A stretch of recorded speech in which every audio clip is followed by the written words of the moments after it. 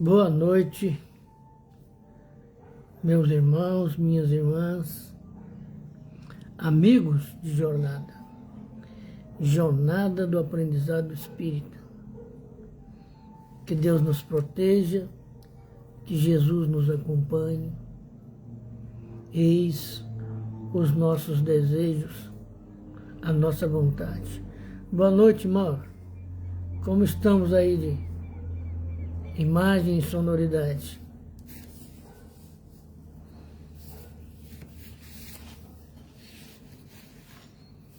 Podemos iniciar a batalha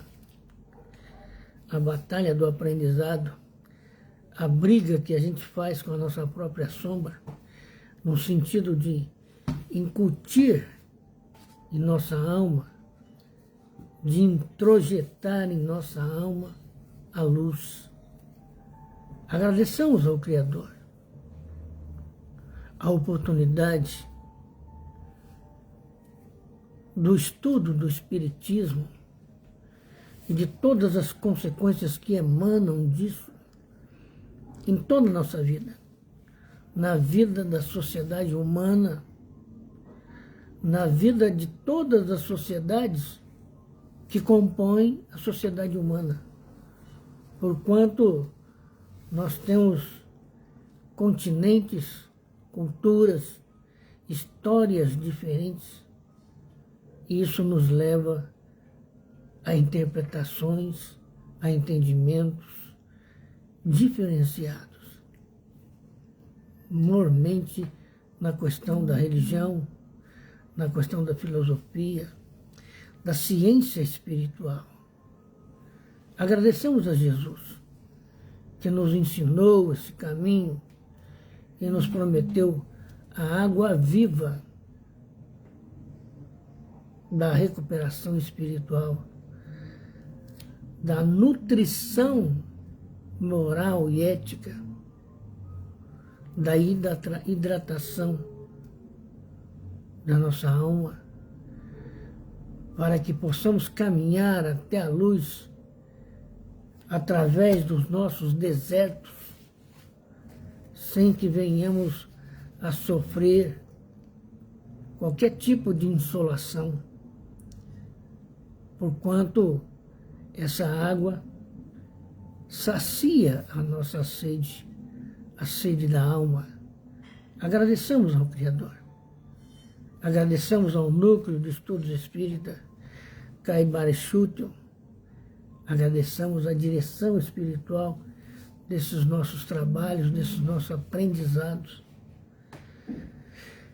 Agradeçamos os nossos tutores, os nossos protetores, os nossos familiares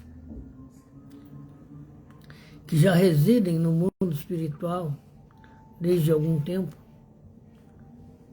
Agradeçamos a vida e ao tempo, lembrando que o tempo é o único dinheiro que a gente gasta sem ter a menor ideia do quanto ainda resta na nossa conta. E que é por isso que nós não sabemos em que posição estamos na fila da vida, alcançando a fila da transformação que nos leva ao mundo espiritual. Boa noite a todos nós, comungando o mesmo pensamento, possamos tirar dessa oportunidade o máximo de aprendizado possível. Hoje nós estamos repetindo o tema Dia dos Mortos, o culto da morte, né? Porquanto na última vez que aqui estivemos, a internet resolveu brincar de esconde-esconde com a gente, né? Boa noite, Jorge. E prejudicou o nosso trabalho, né? Mas isso são os espinhos do caminho, né? Tem uma canção que diz assim: quem foi que disse que a vida é um mar de rosas? Rosas têm espinhos e pedras pelos caminhos, né? E então, Daqui até a cidade são para lá de tantas léguas. Vamos depressa, que não há tempo para chorar por mais ninguém, né? Então vamos lá. O Dia dos Mortos, ou Dia de los Muertos, em espanhol, é uma tradição emblemática da cultura mexicana. Em 2003, a Unesco declarou Patrimônio Cultural Imaterial da Humanidade. Mas qual é a origem desta celebração? Cada sociedade enfrenta a morte de maneiras diferentes, né? Mas os mexicanos fazem de uma forma bastante particular, singular, né? E eu diria até espetacular, porquanto a celebração do Dia dos Mortos no México não envolve tristezas, não envolve luto pesado, envolve apenas então somente o culto àquele que morreu, e eles vão levar a essas criaturas, esses espíritos desencarnados, tudo aquilo que as criaturas gostaram em vida, os seus usos, os seus hábitos, né? Usos e costumes, né? E eles montam altares cheios de cores, de sabores, flores de calêndula, caveiras, açúcar e chocolate. Pão dos mortos, eu nunca tinha ouvido falar de pão dos mortos. Água, velas. São vários dias de celebração lá no México. Um ritual para lembrar os entes queridos e familiares cujas almas, segundo o costume, regressam por uma noite para partilhar com os vivos aquele momento de reencontro. Isso é uma expectativa do mexicano, né? E lá, né, o Dia dos Mortos, como aqui é o Dia de Finados, né? E nós deveríamos lutar para mudar essa história de Dia de Finados, porque ninguém foi finalizado, né? A alma continua vivendo, como diz Santo Agostinho, está do outro lado da rua, e se pode conversar com elas do mesmo modo como conversávamos antes, né? Então, não há um dia de finado, porque ninguém foi finalizado, né? Mas lá tudo começa no final do mês de outubro, né? E passa pelo 1º de novembro. 1º de novembro é dedicado à alma das crianças. Aqui no Brasil, por razões católicas, é dedicado a todos os santos, né? Para terminar no dia 2 de novembro, que é o dia de relembrar o espírito dos adultos. Então, olha a diferença, né? Aqui no Brasil, a grande maioria dos estados, as pessoas vão ao cemitério, né?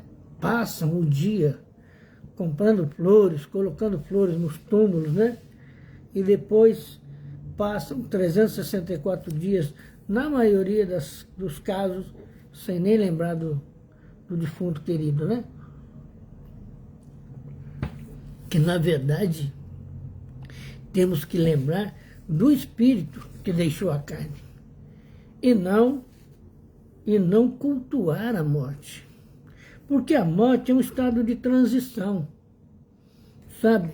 É como uma plataforma que nós mudamos de estação, né? É como aquela canção de chegadas e partidas, né?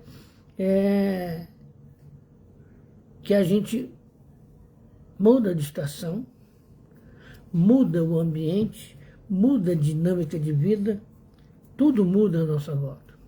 E nós, enquanto desencarnados, recém-desencarnados, vamos levar algum tempo para nos adaptarmos à nova dinâmica de vida, né? Então, os mexicanos levavam, inclusive, frutas, vinho, né? Todas as comidas e bebidas favoritas dos ancestrais, né? Agora, a origem do Dia dos Mortos está nas raízes indígenas das culturas nativas da Mesoamérica, né? Nós colocamos aqui até a definição de Mesoamérica, que refere-se a uma região geográfica cultural do continente americano, que engloba o sul do México e os territórios da Guatemala, El Salvador, Belize, parte da Nicarágua, Honduras e Costa Rica, né? Que é um dos berços da civilização humana. Um dos berços. Nós temos outros berços. A Grécia, por exemplo, o Império Romano, são berços da cultura humana, né? E lá, né, na Mesoamérica, surgiram aquelas sociedades complexas, que todos nós até hoje nem sabemos tudo, sabemos um pouquinho, tem muita informação, às vezes até em contradição, mas que existiram, né? Olmecas, maias e astecas, conhecidas de calendário, escrita e cultivo do milho. O nome Mesoamérica deriva do grego mesos, que significa intermediário, e foi cunhado pelo antropólogo, por antropólogos para descrever essa área cultural, né? Então, e os países que fazem parte dessa Mesoamérica são o sul do México, nós vamos até repetir, o sul do México, Guatemala, El Salvador, né? Belize, partes ocidentais de Honduras, Nicarágua e Costa Rica, né? Então, o que é que nós temos com relação ao culto da morte, né?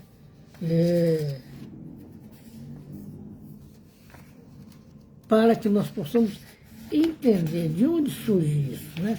O catolicismo colocou nessas, vamos dizer assim, nessas preferências, principalmente dos mexicanos, de levar comida, bebida, essas coisas todas, flores, né? O catolicismo colocou, como nós vamos ver lá para frente, colocou, como é que chama? A cruz, porque trouxeram do remorso histórico do assassinato do Cristo, né? E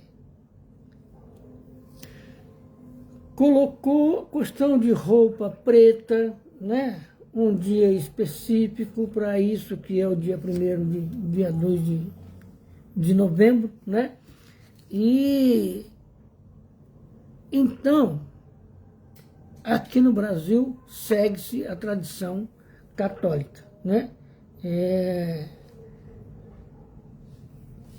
Agora, e para nós, qual é o significado da morte e o processo de luto para todos nós que temos, vamos dizer assim, como é que eu coloco para vocês?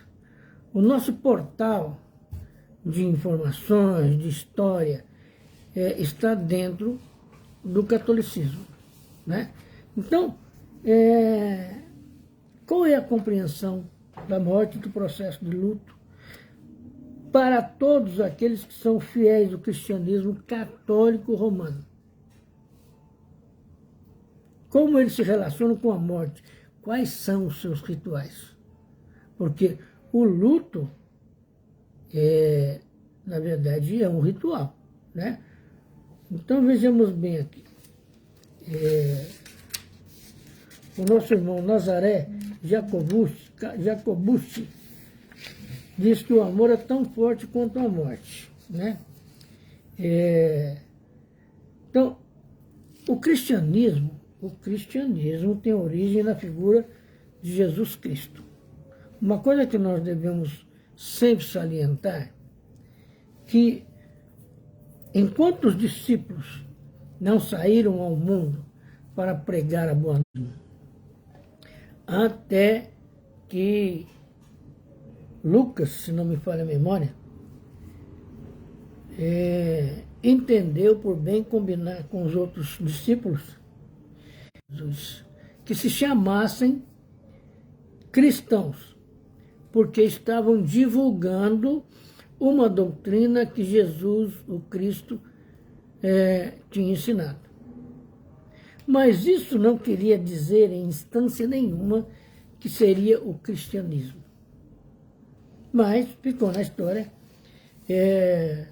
como sendo assim, né?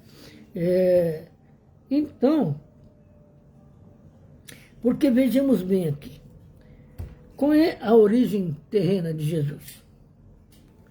Os seus pais, Maria e José, eram judeus, descendentes de Abraão, né?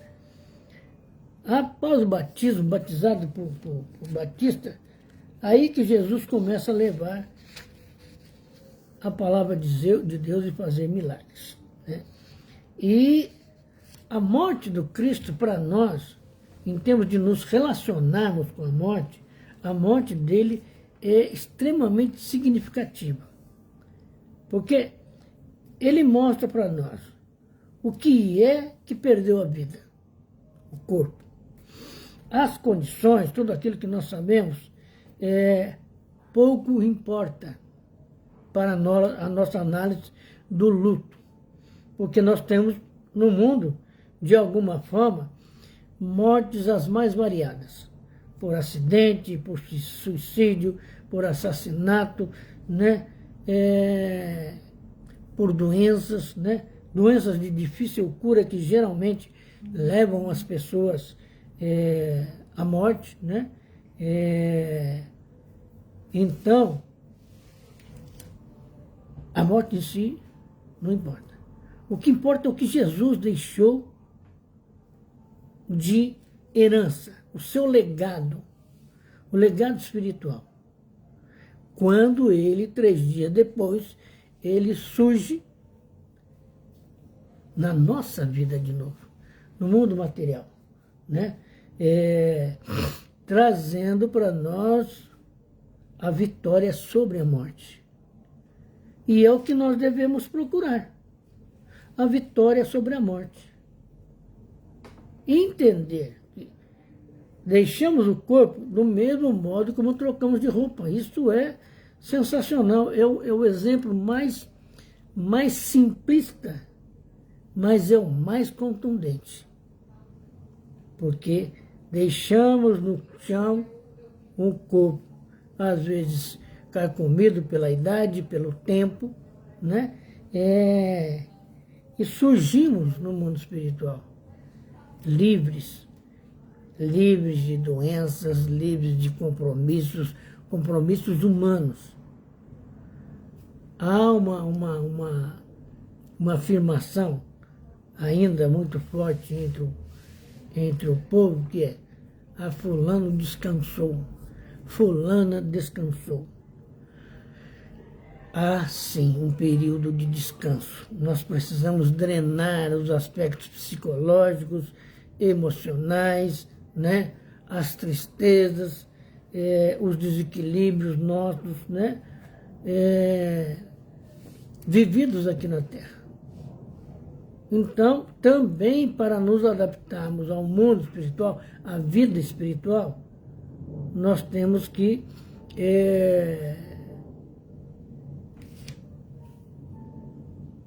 recebermos informações, novamente, de como é a vida no mundo espiritual. Porque aqui nós estamos acostumados com uma rotina de acorda de manhã, escova dente, toma banho, vai trabalhar, e almoça, e janta, e é uma rotina isso. No mundo espiritual, essas coisas vão perder o sentido, a razão de ser, né? Então, quando nós estamos aqui, vamos dizer assim, curtindo o luto, os espíritos que foram, eles estão num processo de reaprendizado. Então, quando nós sabemos qual é a origem do luto, quando nós sabemos por que tudo isso aconteceu, se nós pegarmos filmes bem antigos, histórias bem antigas, até livros, alguns romances espíritas mostram isso, que enrolavam a criatura num lençol, levavam em determinado lugar, abriam uma vala, colocavam lá e pronto. Voltava para casa. Mas, por uma questão de culto também ao sentimento, ao relacionamento com a pessoa, o relacionamento afetivo, amoroso, paterno, materno, o relacionamento conjugal. Então, criou-se todo esse ritual em respeito àquele que parte, né? Hoje nós mesmos estivemos num velório, que aliás está acontecendo com uma certa constância do nosso lado aqui, né? O nosso amigo Hudson desencarnou e teve que esperar 72 horas, porque ele vai dá o nome dele completo para mim. Não sei como. Ele foi cremado, né? O corpo dele foi cremado, então, por lei, precisa esperar esse tempo maior, né? Então,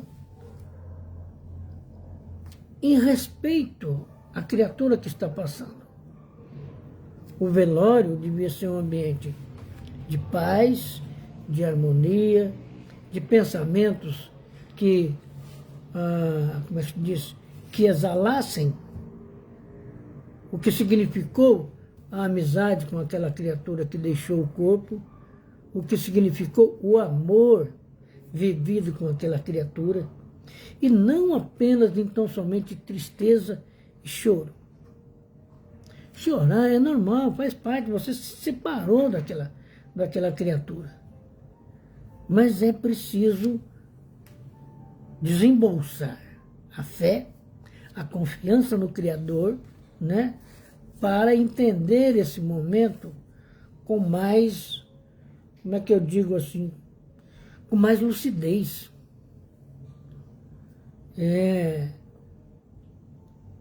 Para que a tristeza do momento, que depois vai ser traduzida no luto, na roupa preta, na saudade, né?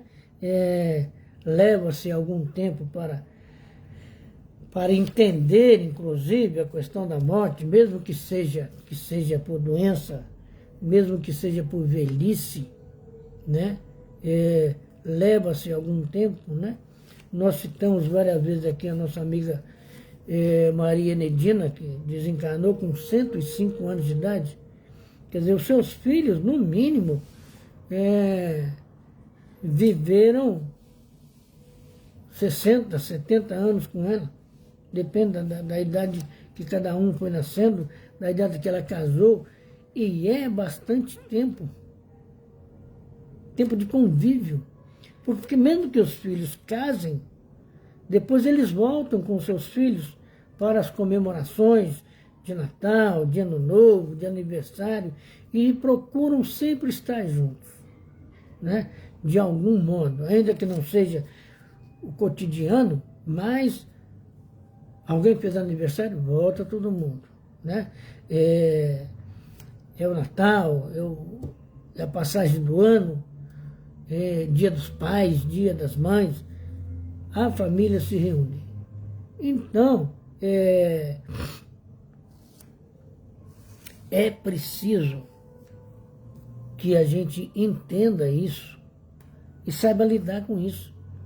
Para não sair, por exemplo, do velório, como nós saímos hoje, arrastando uma tristeza. Sabe? Como que arrastando o próprio corpo, a própria alma, porque alguém desencarnou. Ora, nós somos espíritas. Nós somos candidatos à lucidez. Pensemos nisso. Nós somos candidatos à lucidez espiritual.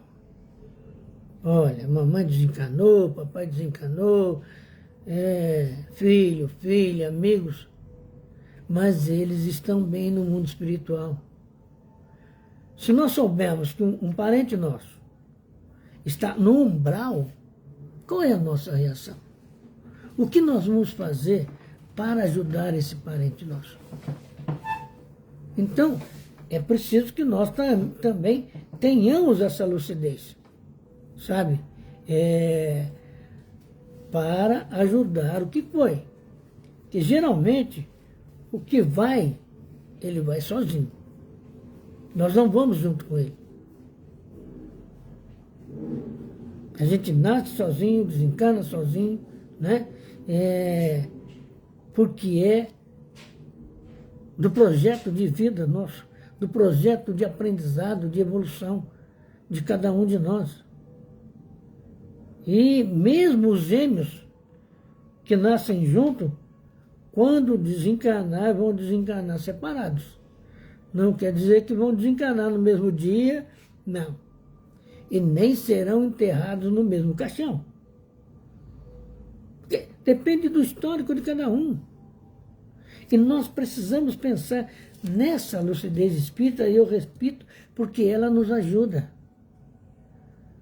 Nós saímos do velório hoje e deixamos a esposa dele, do Hudson, bastante entristecida, chorosa. Sabe, amigas que trabalharam com ele, com problemas, inclusive de depressão, vai lá e chora mais do que a viúva, mas porque está com problema de depressão. Agora, se nós buscássemos, sabe, no momento do velório, mudar a configuração de relacionamento, a configuração de reencontro. Tem pessoas, teve uma senhora que falou para mim, por exemplo, que tinha chegado de Campinas. A minha família, quando desencarna alguém, vem gente de Itajubá, de Santa Rita, de Andradas, de um monte de lugar, né? Quando dá tempo, né? Então, acaba se tornando um ponto de reencontro. Agora, o que nós vamos fazer com esse reencontro? Até para orientar, nós somos espíritas, nós temos que conversar espiritamente, né? Dar uma configuração nas nossas conversas, sempre acoplada, vamos dizer assim, aos conceitos espíritas.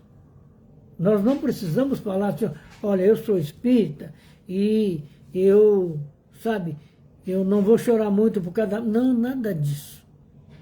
É configurar a sua conversa de uma maneira mais livre, mais lúcida, mais sensata do que aquela do famoso que a gente viu há tempos atrás aí, aos meus sentimentos. Eu chego para a pessoa e falo, meus sentimentos. A pessoa não conhece meus sentimentos. Eu estou falando para ela que eu estou triste porque o marido dela, o irmão dela, desencarnou. Então, os meus sentimentos são de tristeza. Quando, na verdade, deveriam ser de firmeza, de lucidez, sabe? De entendimento, de compreensão, para que possamos ajudar os que ficaram. Porque aquele que foi, nós temos muita dificuldade de saber como é que eles estão. A não ser que tenhamos um relacionamento com o centro espírita, onde haja médium psicógrafo e aquele que for permitido alguma informação que possa chegar, que vai nos trazer boas notícias. Olha, fulano desencanou, mas ele está com aquele que foi antes, ele já está bem colocado, ele passou pelo hospital, ele está em tratamento, coisas desse tipo, quando saiu daqui com alguma doença, né? Porque tem coisas que a gente, como é que eu digo para vocês, se condicionou a viver. Eu, quando mamãe desencanou, 2 dias depois eu a vi e conversei com ela. Eu fui até o hospital que ela estava. Passado mais 10 ou 12 dias, eu volto, aquela mesma mamãe que sentou comigo no saguão e conversamos sobre um espírito que era o... Como é que ela falou? Era o espírito orientador do primeiro andar. Pronto, mamãe está numa cama, passando por um tratamento. Aí eu vou assustar, nossa, mamãe estava tão bem aqui. Não, eu tenho que entender isso, o Espiritismo me mostra isso. Por isso que nós temos que trabalhar na nossa cabeça o luto, porque se tivermos a oportunidade de encontrar esse irmão, essa irmã, essa mãe, esse pai, que desencarnou, nós não podemos arrastar o luto com a gente. Podemos chegar lá cabisbaixo, com a tristeza a nível altíssimo, para conversar com alguém que já estamos com saudade. Olha a lucidez. A lucidez vai nos ajudar, como diz o Agostinho, né? O Santo Agostinho. Eu só estou do outro lado da rua. É preciso conversar comigo do mesmo modo como conversava antes. O que ele está fazendo com essa conversa dele? Está desmistificando a questão do luto. O espírita, o médium, o sensitivo, o intuitivo, tem que ter essa noção. Opa, sabe? Fulano desencarnou, mas ele está lá reaprendendo a viver no mundo de origem que ele deixou quando reencarnou. Então, observa a mensagem do mexicano na comemoração do luto. Ele traz, né, como é que se diz? Os costumes, a comida, a bebida, para aquele que ele acredita que vai viver, vai voltar e viver ali alguns minutos com ele. Algumas horas, talvez, pelo jeito que eles colocam as coisas. Então, o mexicano também está quebrando a questão do luto, a questão da morte. Ele acredita nisso. Agora, a tristeza acaba configurando esses momentos, né? Como é que eu digo assim? Numa aura pesada. Numa aura pesadíssima. Porque aqui, aquele que está aqui, carrega a tristeza. O outro chega aqui surpreendido pela morte. Olha a confusão de sentimentos. Então, o culto da morte tem que mudar, sabe? Nós temos que, respeitando a natureza, morreu um corpo. Então, há a morte. Mas, vamos dizer assim, subiu mais um degrau, continua na vida.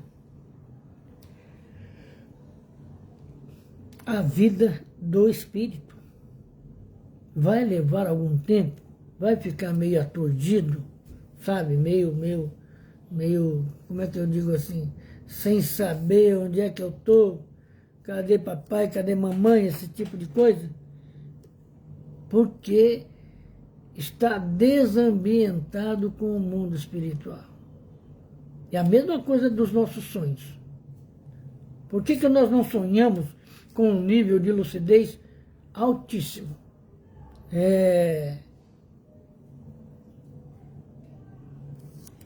Porque nós valorizamos a tristeza, a dor. Todo mundo aqui na Terra acredita na eternidade. Há planos, inclusive, de dormir até não sei quando, para quando Jesus voltar e despertar e refazer os corpos, né? Sabe? Planos mirabolantes, né? Mas que mostram que há uma credibilidade muito alta na questão da superação da morte. Porque o que o Cristo mostrou é isso, olha, gente, eu não morri, eu, Jesus, sabe, espírito, não morri, eu estou aqui. Então, sabe, não há, o Cristo não mostrou para a gente nenhum privilégio. Deus não deu ao Cristo nenhum privilégio. Sabe, a diferença entre o Cristo e nós é a luz. Apenas, então, somente a luz e o modo de amar.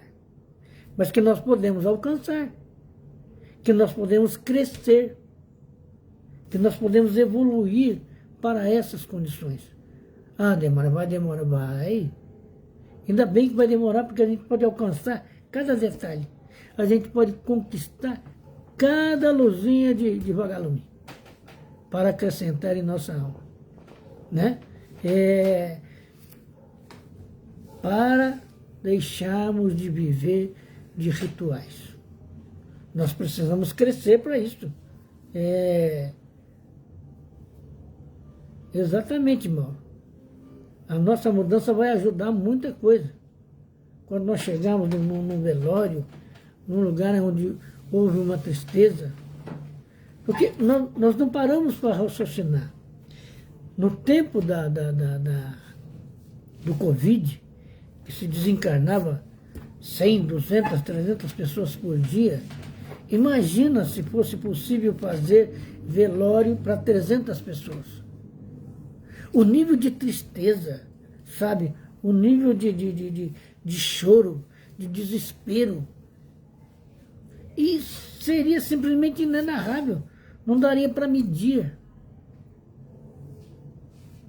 Sabe? Um monte de família no mesmo ambiente chorando seus mortos. O que nós fazíamos durante a pandemia? Vibramos, oramos, ajudamos, de alguma forma, com o pensamento. Mas, como reunir todo mundo? Imagina no mundo espiritual, aqueles que foram pegos de surpresa, sabe? A doença chegou e quase que arrasou a criatura, quase que instantaneamente. Então, e ficou lá no hospital, brigando com a falta de ar, com um monte de problemas, até que é desligado do corpo. Como é que chega na outra dimensão? A trabalheira que deu aos socorristas. A trabalheira que eu digo na quantidade de pessoas que desencarnou. Aqui no Brasil foram mais de 700 mil.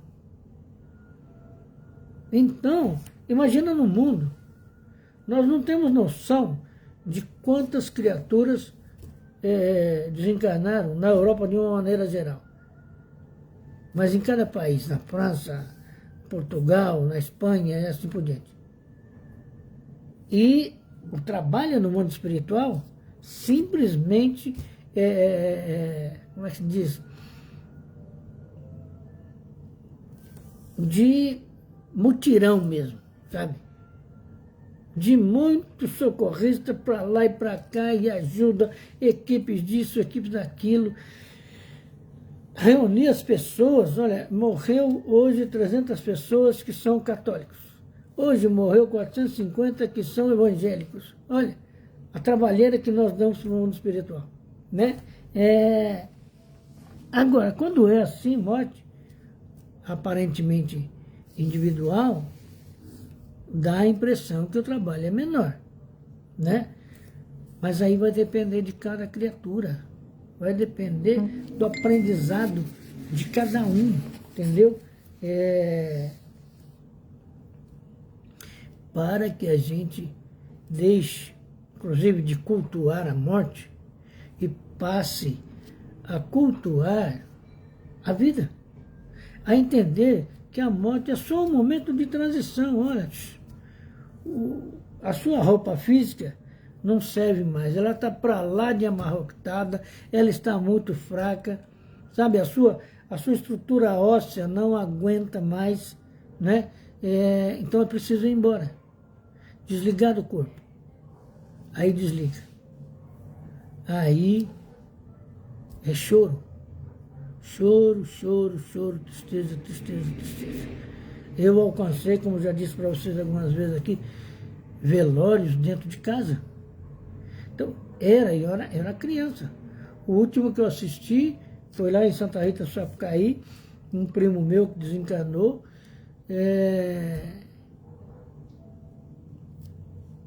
E o velório foi dentro de casa.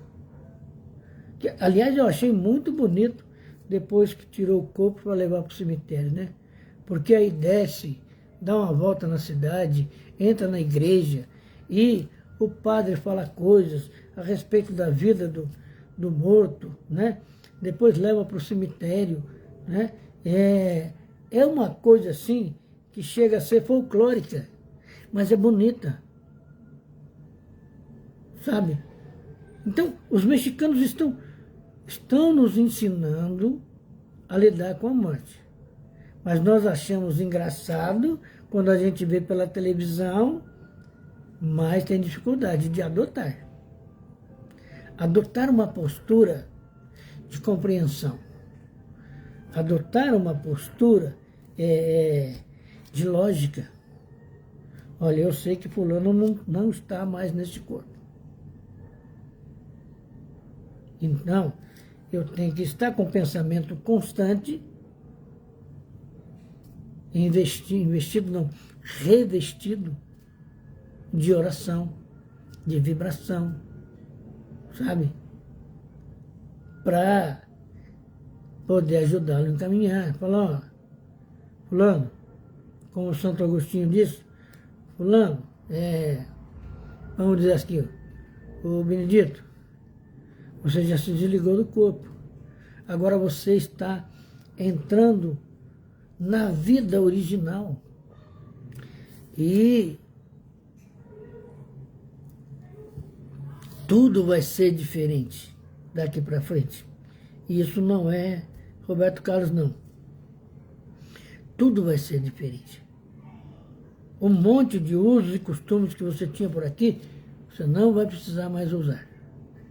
Mas tem que aprender novos usos e costumes. E aprendemos a desconfigurar a tristeza da morte. É difícil, né, Mário? É difícil, entende? Porque nós não conseguimos separar, como é que se diz, o sentimento de perda que a morte nos apresenta. Nós não conseguimos, nós não estamos fortes ainda para separarmos esse sentimento de perda. Por quê? A consciência espírita ainda não é plena em nós.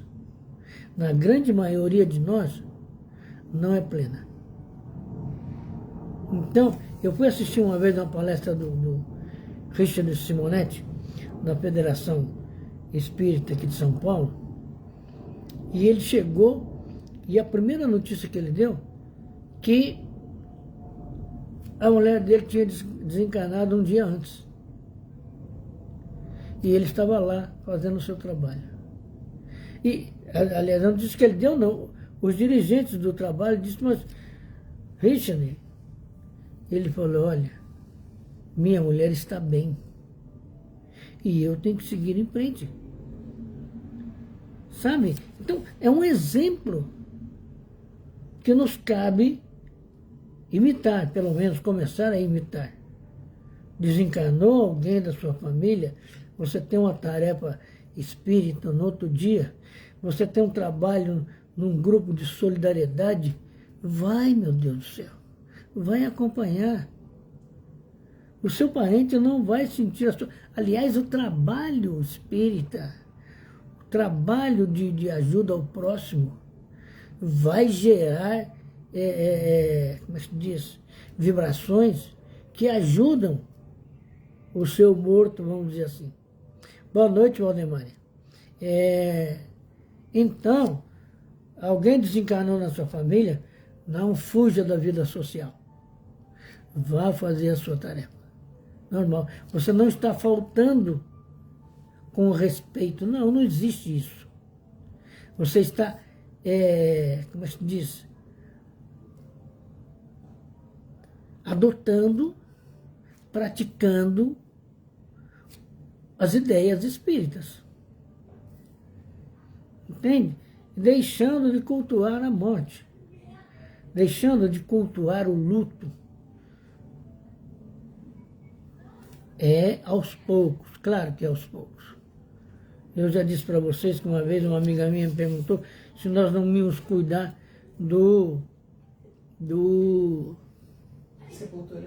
da sepultura da minha mãe. Falei, não. Porque, pensa bem comigo aqui, você vai lá investir dinheiro para um monte de gente, e o que isso vai traduzir para você? Nada. O próprio Cristo disse, túmulos caiados por fora e podres por dentro. É um corpo, é uma vestimenta que te serviu para viver. Apenas então somente isso. Aí a lucidez. Falei, opa, eu não preciso chegar aos exageros. Eu de vez em quando passava pelo cemitério do Araçá, né, Vanessa? Aqui na Consolação, só túmulos encantadores. Mas o que tem lá dentro, meu Deus? Tem um cemitério que nós fomos, em Santo Amaro, que é tudo rente ao chão. Grama, algumas coisas que demarcam a sepultura, que eu achei encantador. Falei, eu quero um dia, quando eu desencarnar, se tiver recurso, em depositar meus despojos carnais aqui. Porque é encantador. Não tem nada das vaidades humanas. Nada. Mas como é que diz? Tudo muito bem tratado. Tudo muito bem cuidado. E você olha, tá aquele, como é que se diz? Aquele lençol de túmulo assim, no chão, sabe? E algumas placas, né? Placas de granito, né? Onde vai escrito o nome do fulano que desencarnou, e grama. Grama, muito quero-quero, muito galinha da Angola, um monte de coisa. Sabe, então não tem. Por que eu vou encher de mármore um túmulo? Por quê? Para quê? Por que você passa a mão, Valdemar, dentro do cemitério? Não é preciso passar mal lá dentro. Porque os espíritos não moram ali, a não ser aqueles que não conseguiram ultrapassar, né, realmente as dimensões, né? Dona Ivone do Amaral Pereira nos mostra, em Devassando do Invisível, se eu não me engano, que há um mundo espiritual que a maioria desencarna, vai para esse ambiente, não aparece mais no mundo material, mas não foi decididamente ainda para o mundo espiritual propriamente dito. Por falta de recursos emocionais, recursos de entendimento, de compreensão, sabe, de aceitação. Porque tem gente que desencarna e até o último momento está brigando, xingando, porque não quer ir embora. A natureza não permite, não comporta, na verdade, a nossa rebeldia. Ela vai seguir o seu passo, a gente se desliga e pronto.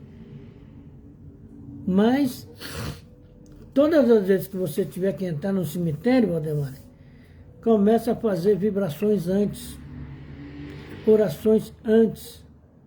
Então, é a questão da sensibilidade. E é preciso cuidar disso, né? Porque vai ter pessoas que vão te levar lá, seus parentes, né? Então você precisa fazer as vibrações antes e pedir ao protetor que te ajude nesse cometimento, né? Então, gente, vamos ler aqui o último contexto aqui para a gente finalizar o nosso aprendizado. Depois da morte de Jesus Cristo, o cristianismo, denominação para os seguidores do Messias, Jesus Cristo, se disseminou pelo Oriente Médio e pela Europa. Naquela época, o Império Romano dominava essas regiões. Inicialmente, os romanos tinham sua própria religião, por isso perseguiam os cristãos. Mas no ano 303 depois do Cristo, o imperador Constantino converteu-se ao cristianismo e permitiu o culto dessa religião em todo o império. Entretanto, somente no ano 380, o cristianismo se tornou religião oficial. Isso prova para a gente que Jesus não criou religião nenhuma, né? Religião oficial do Império Romano, por ordem do imperador Teodósio I, né? Então, quando a gente conhece a história, e o que o Kardec fez foi isso, ele enxugou a história das religiões, aproveitou aquilo que Jesus deixou. O Evangelho segundo o Espiritismo como é que se diz, um estudo sobre o Novo Testamento, né? E todos os ensinos do Cristo quanto à moral, quanto à ética, quanto às posturas espirituais, né?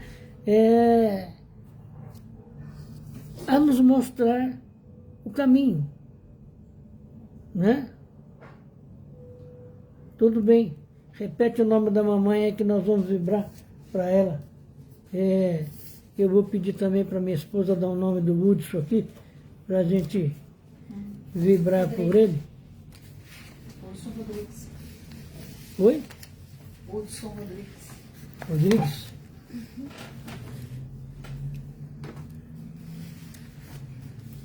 Então, meus irmãos, minhas irmãs, Hudson Rodrigues.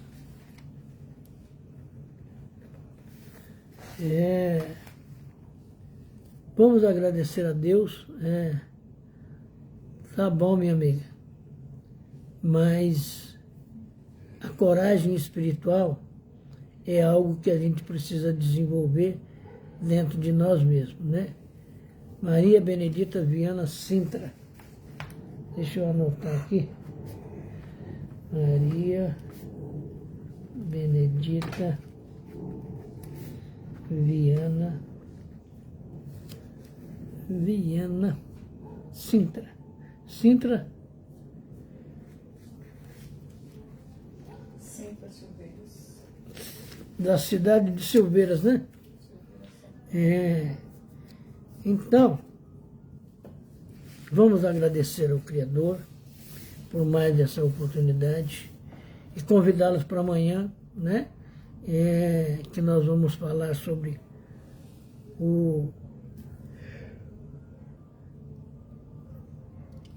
a riqueza que cada um de nós tem, né?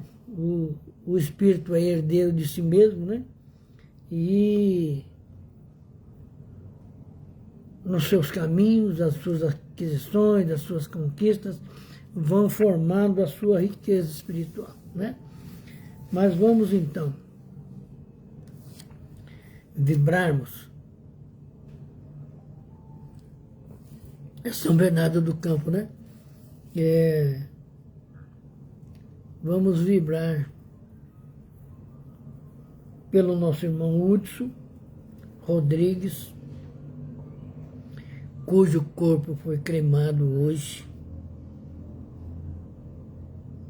Vibrar para que ele reconquiste a lucidez e possa perceber com clareza a vida espiritual na qual mergulhou, provavelmente inconsciente, porque é acometido de acidente vascular e de ataque cardíaco. Que seus protetores espirituais, que os socorristas consigam levá-lo até um hospital a continuar o tratamento, agora na estrutura perispiritual. Vamos vibrar pela nossa irmã Maria Benedita Rodrigues Viana Sintra, para que também encontre na lucidez a sua paz, na paz a sua harmonia, na harmonia que ela possa encontrar a sua fé. E que possamos estender, na verdade, as nossas vibrações por toda a humanidade.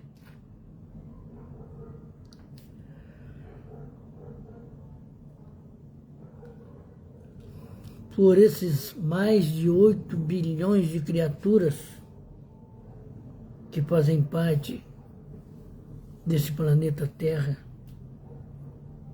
para que essas criaturas sejam pacificadas, sejam fortalecidas espiritualmente, que possa,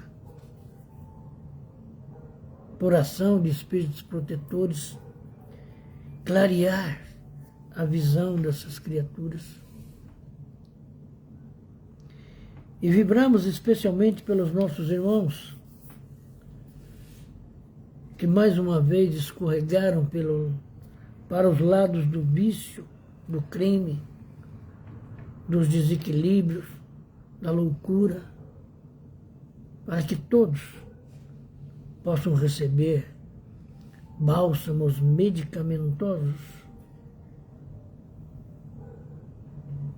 diminuindo-lhes a aflição e o desespero.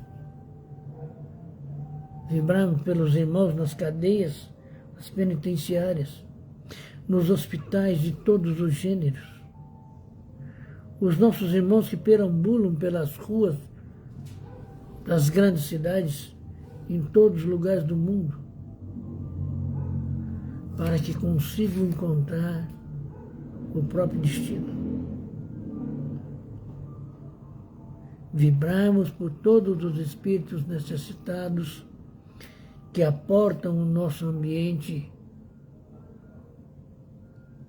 caseiro, o nosso ambiente de trabalho, de estudo, por aqueles espíritos que permanecem nos cemitérios, porque não entenderam ainda a passagem da vida física para a vida espiritual,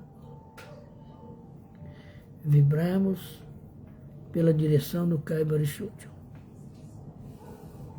Por todos os nossos amigos aqui presentes, pelas nossas famílias,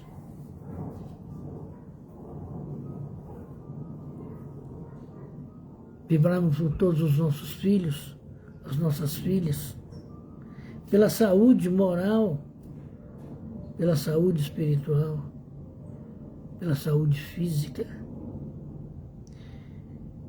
E abrimos o nosso coração em oração para que as nossas vibrações se concentrem em cada uma das necessidades e possamos nós encerrarmos o nosso aprendizado de hoje. Pai nosso que estás nos céus, santificado seja o teu nome, venha a nós o teu reino, e seja feita a tua vontade, assim na terra como nos céus. O pão nosso de cada dia dai-nos hoje. Perdoa-nos, Pai, as nossas dívidas, em medidas iguais a que perdoamos as dívidas do próximo, e não nos deixeis cair em tentação, mas livrai-nos de todo mal, porque teu é o reino, o poder e a glória por todo sempre. Assim, Jesus, agradecendo também aos nossos tutores espirituais, agradecendo a Jesus, agradecendo a Deus, nós damos por encerrado o nosso aprendizado dessa noite. Que assim seja, que assim seja. Convidando mais uma vez vocês para amanhã.